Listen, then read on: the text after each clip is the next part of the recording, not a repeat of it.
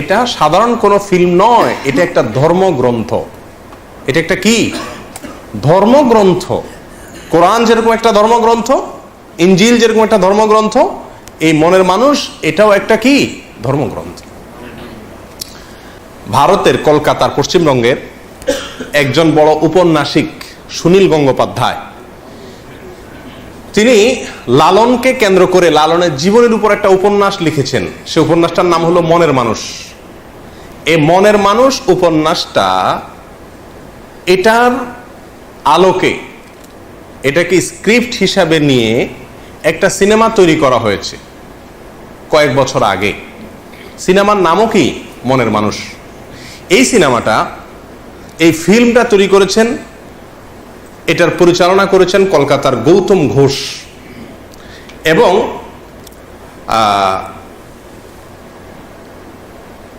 গৌতম ঘোষের সাথে সহযোগিতা করেছে আমাদের বাংলাদেশের চ্যানেল আইয়ের কর্ণধার ফরিদুর রেজা সাগর সাহেবের প্রতিষ্ঠান ইমপ্রেস টেলিফিল্ম। এই ইমপ্রেস টেলিফিল্ম আমাদের দেশের আর গৌতম ঘোষ এর যৌথ উদ্যোগে মনের মানুষ সিনেমা তৈরি হয়।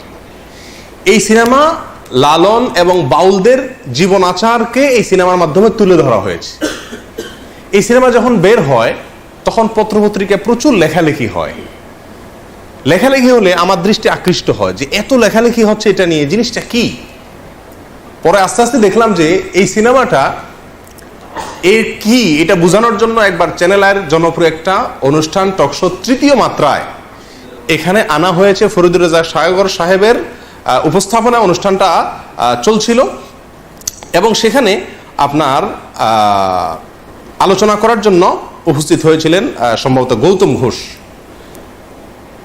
তখন তিনি এই সিনেমা সম্পর্কে বলতে গিয়ে বলতেছেন যে এটা সাধারণ কোনো সিনেমা না।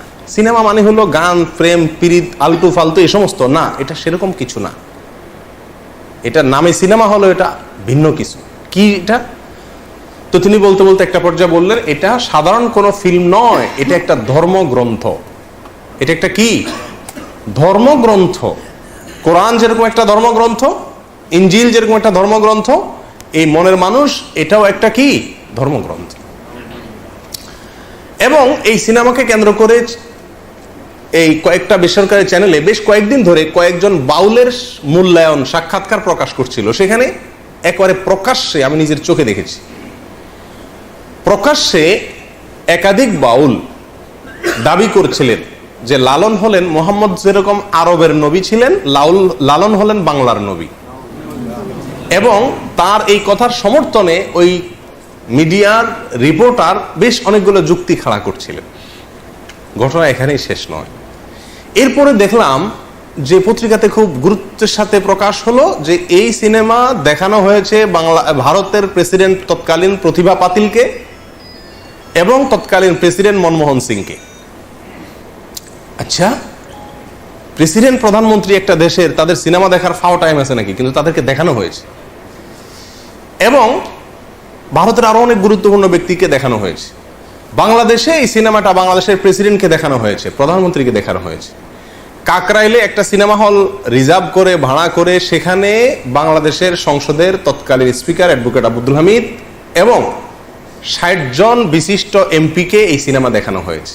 শুধু তাই নয়, বাংলাদেশ ক্রিকেট দলের সদস্যদেরকেও এই সিনেমা দেখানো হয়েছে। ব্যাপার কি আছে এই সিনেমায়, কি আছে এই ফিল্মে, এই সিনেমাতে, যে এটা সমস্ত গুরুত্বপূর্ণ ব্যক্তিকে দেখানো হচ্ছে। তখন আমি চিন্তা করলাম, তো এটাতে তো কিছু আছে। তো আমি এই সিনেমাটা দেখার খুব চেষ্টা করতেছিলাম, কোথায় দেখা যায়। পরে একদিন প্রচার হলো যে চ্যানেল আইতে এটা দেখানো হবে। তো দেখলাম, দেখতে বসলাম, এবং আগাগোড়া পুরা সময় ব্যয় করে খাতা কলম নিয়ে বসে কি আছে এটাতে লেখার জন্য বসে গেলাম। এই সিনেমাটা মনের মানুষ, এই সিনেমাটা যখন বিভিন্ন হলে চলতেছে বাংলাদেশে, তখন চ্যানেল আইয়ের স্ক্রল নিউজে ওইটার প্রচার হতো যে কোথায় কোথায় চলতেছে, যাতে করে মানুষ কি করতে পারে, দেখতে পারে। তো এত দেখানোর জন্য খায় সেই সিনেমাটা, এটা তো অন্য কোনো বাণিজ্যিক সিনেমার মতো না, অস্বাভাবিক। যাই হোক, তো এই সিনেমা দেখার পরে যা বুঝলাম সেটা হলো যে আসলে বাংলাদেশের সাধারণ মানুষেরা মুসলিম, এই মুসলিমদেরকে ভিন্ন একটা ধর্মে দীক্ষিত করার একটা চেষ্টার অংশ হলো এই সিনেমা। কথা বুঝে আসছে প্রিয়দিনী ভাইরা? অনেকে হয়তো বলবেন যে বাউলদেরকে নিয়ে হঠাৎ করে বলার কারণ কি? এই কারণ হলো এগুলো, যে বাউলদেরকে নিয়ে কিছু মিডিয়া, কিছু বুদ্ধিজীবী, কিছু লোক আমাদের সমাজে এত বেশি মাতামাতি করছেন এবং তাদেরকে শুধু মুসলিম নয়, মুসলিমদের মধ্যে একেবারে আধ্যাত্মিক মুসলিম, মারেফতি মুসলিম যেটাকে বলে, এরকম মুসলিম হিসাবে তাদেরকে সমাজের সামনে সাব্যস্ত করার চেষ্টা করছেন। তখন চিন্তা করলাম যে বাউলদের সম্পর্কে কিছু ধারণা নেওয়া দরকার।